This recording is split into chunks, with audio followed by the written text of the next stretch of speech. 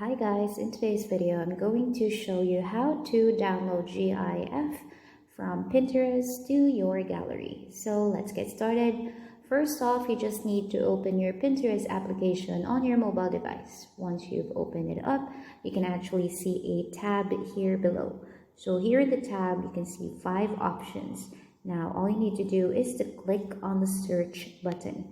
Now under the search button, here you will see a search bar above. What you're going to do next is to simply type in the GIF that you would like to download. But I'm gonna simply type in GIF, and there you will see a couple of GIFs here. Now I'm going to say, for example, choose this one. What you're going to do next is that go to the GIF and click on the upper right hand corner. There you can see a 3-dotted button or the ellipses button. Now what you're going to do is to click on the download image option, and there you have it. You have successfully downloaded the image onto your gallery.